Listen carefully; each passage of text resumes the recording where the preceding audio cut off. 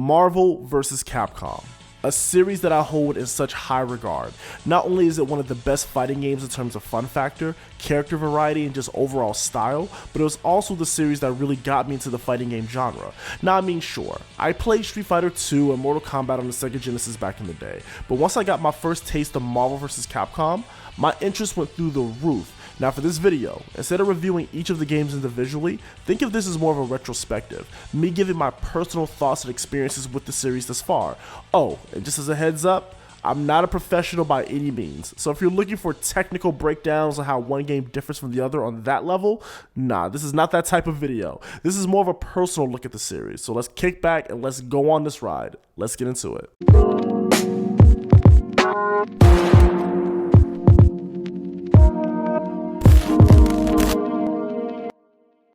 So, video game and series crossovers. Nowadays, it seems like a very common thing. You know, Fortnite comes to mind, but also games like Mario plus Rabbids, or even some of the DLC and events we see in Monster Hunter. Now, in the fighting game space, of course we have Super Smash Bros. Ultimate, which is pretty much the face for this type of thing. DC versus Mortal Kombat, and even Street Fighter versus Tekken.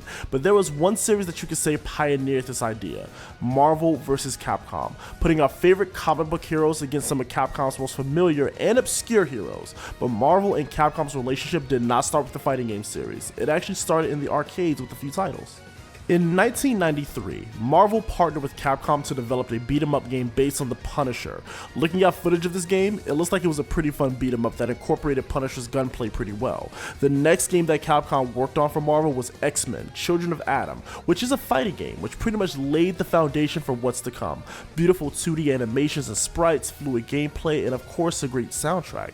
The game originally was released in arcades, but would later see a release on the Sega Saturn, PC, and PS1. The following year, in 1995, Capcom released Marvel Superheroes, bringing characters like Spider-Man, Captain America, and the Hulk to the fighting game world. Just like previous fighting game endeavors, the game offers fast, frantic fighting game action. Now, personally speaking, I always pick Spider-Man or Wolverine in this game. Spider-Man is just super agile and gets his hits off pretty quick. Wolverine, he's just a beast. I always used to feel Wolverine was broken in most of these games.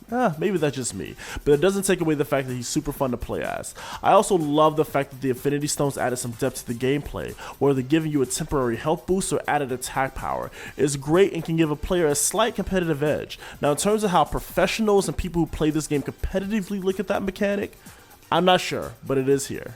Marvel's superhero story is loosely based on the Infinity Gauntlet comic storyline, which makes Thanos the main threat, and he is really tough. He definitely gave me a run for my money in the arcade mode, and I hated every minute of it. Thanos was up here pulling off all sorts of techniques and moves that would just knock me all the way out. The game was released in the arcades, but it was also re-released on home consoles with the Sega Saturn and PS1. But I'm gonna say this now, play the Sega Saturn version. Trust me on this one. Not to say the PlayStation version was horrible, but even Capcom themselves knew the Saturn was a 2D powerhouse and superior in that department. In comparison to the PS1 version, the Saturn version offered better animations, smoother gameplay, and pretty much the closest you're going to get to an arcade perfect port for your home console. You can pretty much say that with most of the games in this video. They tend to run better on Sega's hardware, whether it's the Sega Saturn or the Sega Dreamcast. Moving on to the next game in the series, which will be the first game to actually have Marvel and Capcom characters going against each other, X-Men vs. Street Fighter. Yes, now this is the game that introduced the idea of having two fighters in a kind of like a tag team situation. Now my personal favorite team here would be Rogue and Ken. I just love how Rogue controls and her power stealing ability, wow. And Ken? Well, it's Ken, the cooler version of Ryu, right? I would also experiment with characters like Storm and Chun-Li, but yes, Rogue and Ken, those are my two. Again, just like Marvel superheroes, really beautiful 2D sprite work, fluid animation, fast-paced gameplay, and a kicking soundtrack. Also, the 2v2 battles were great because it encouraged players to try out different combinations and see what worked best for their playstyles. Maybe you want a powerhouse combination, so you pick Juggernaut and Zangief, or maybe you prefer more of a speedy combo, so maybe Rogue and Wolverine. See where I'm going with this? X-Men vs. Street Fighter was a great introduction to the long-running crossover franchise, proving that Marvel and Capcom characters can coexist and and work pretty well together. So moving right into the next game in the series, Marvel Superheroes vs Street Fighter. Not quite a full Capcom roster, but we're almost there with the Marvel side. Not only do we have series favorites like Spider-Man, Captain America, Wolverine, Hulk, but we have more. Now, one aspect of Marvel vs Capcom series I always appreciated was the fact that I was getting introduced to new characters with each and every entry. And since I'm naturally curious, I would always try to do my research and find out who these characters were. Like, who is Blackheart? Who is Omega Red? Who and what is this thing? That's the beauty of these crossover games. You get introduced to characters that you may have never heard of before, and you may even find a new favorite or a new series to follow up on. There are plenty of examples of this throughout the series, and as we get to those games, I'll highlight more of these characters. But Marvel Superheroes vs Street Fighters is simply more of what we love. Here we go, the next game in the series, Marvel vs Capcom Clash of Superheroes. Boy, do I have some memories with this one. I remember visiting this arcade in the mall in my hometown, and this game being all the rage at that time. The fast-paced gameplay, the Marvel heroes, the Capcom heroes. Oh my god. Now, just like the previous games, there were some characters I was introduced to the very first time starting with this game. Like Captain Commando. I never knew who the hell this guy was until I decided to look him up, and thanks to this game. Thank goodness I did, because Captain Commando is actually a really good beat 'em up and can be found in the Capcom collection on modern platforms. So yeah, check this out. Jin is another character I had no idea who he was, and of course, Strider. My guy. This was the first game I ever saw him in, and now that I play Strider 2 on the PS1, yeah, I definitely want to play more of his games. Marvel vs Capcom as a game retains and builds upon the mechanics we had in the previous games. 2v2 battles make a return, assuming you're playing the Dreamcast, arcade, or even the Marvel vs Capcom Origins collection. Yeah, that's right. The PS1 version does not have 2v2 gameplay due to RAM limitations. So yeah, avoid the PS1 version if possible and play it on the Dreamcast, or if you still have a PS3 or Xbox 360, try the Marvel vs Capcom Origins collection. It was great to see Marvel and Capcom come full circle with this crossover idea, being able to punch the crap out of Captain Commando as Spider-Man, or getting Mega Man to go berserk on Venom. It's great, and as a kid who was fans of both companies, this was mind-blowing at the time. Here comes Marvel vs Capcom 2. Listen, I don't know how you feel about this game personally, but this game is considered one of the best games ever created in the fighting game genre, or even one of the best games ever made, period. Even at my local arcade bar, Marvel vs Capcom 2 still draw crowds like it just came out yesterday. The diverse character roster, the jazzy, beautiful soundtrack. No, seriously, this game has one of the best soundtracks I ever heard in any game, in my opinion. And just the refined gameplay. Oh, instead of having 2v2 battles, guess what? We now have 3v3 battles. That's right. My first ever memory of this game was in the 3rd grade. At the end of the year, my teacher brought in his Dreamcast, and I remember him terrorizing us kids with this game.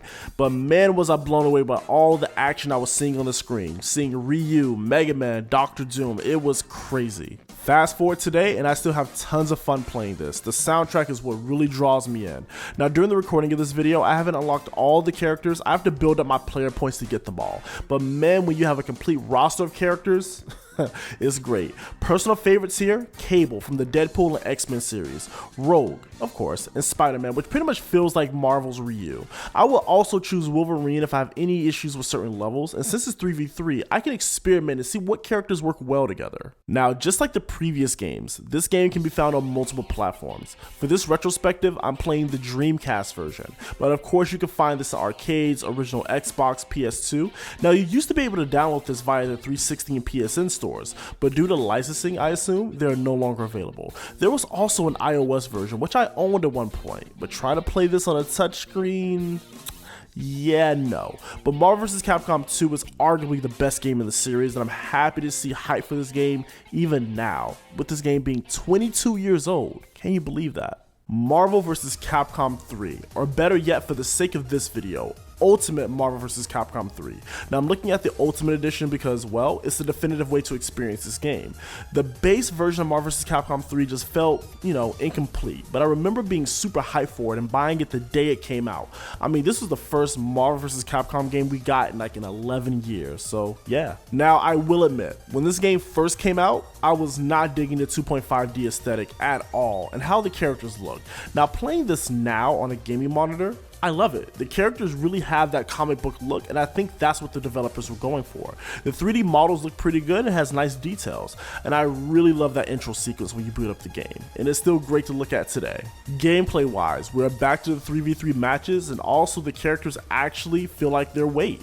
Now I can't say that I enjoyed the music here much, especially considering how great Marvel vs. Capcom 2 soundtrack was, but there were some good themes here and there. Also, I love the stages here. The backgrounds are lively and I truly love fighting on them. Marvel vs. Capcom 3 is probably the most comic book-like in its aesthetic, presentation, and looks. Even with the character select menu, I love this. One side reads Marvel, the other side reads Capcom in comic book style. Of course, some of the OGs returned, characters like Spider-Man, Ryu, Wolverine, and more. We also have tons of new characters to play around with. First off, they put my man Zero in the mix, which if you know me or ever watched me play Mega Man X4 or 5, I love Zero. So seeing him here, I was excited.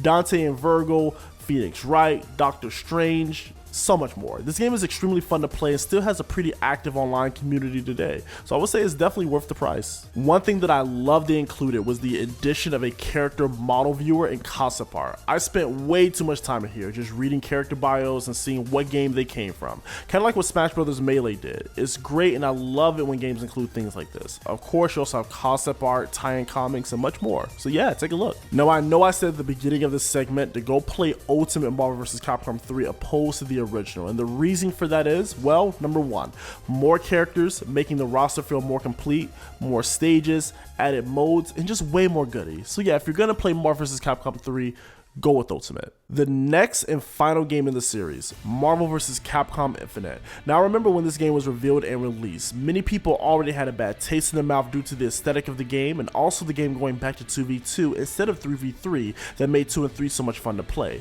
Also, the fact that the X-Men characters were missing was a huge issue for longtime fans of the series. That's right, no Wolverine, no Rogue, no Gambit, nothing. Now, I didn't get to play Infinite until I went over to a friend's house and we popped it in, just out of curiosity. Surprisingly, despite what the critics said, I had a lot of fun with this game. Not only did the game offer the same fast-paced action as the previous games were known for, but also brings back the Infinity Stone mechanic from Marvel's superheroes. I thought that was great. This time around, we have a legitimate story mode, not just an arcade mode.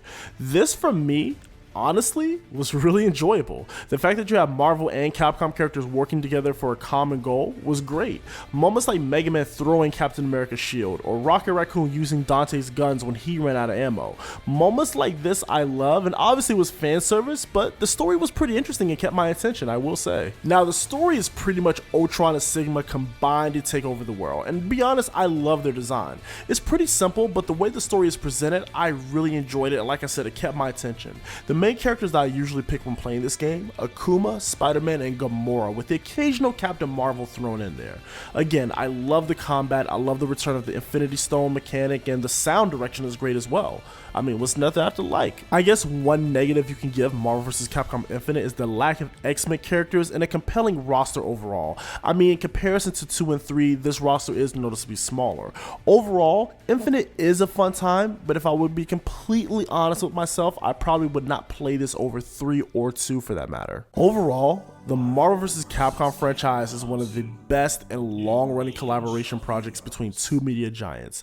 These games were a huge part of my childhood, and even in my adult life, I still love these games to death. If you enjoyed this retrospective and you want to see more videos in this style, drop a comment down below and just let me know. And also, if this is your first time watching one of my videos, consider subscribing for more dope content. Again, I thank you all for watching, and I'll see y'all next time.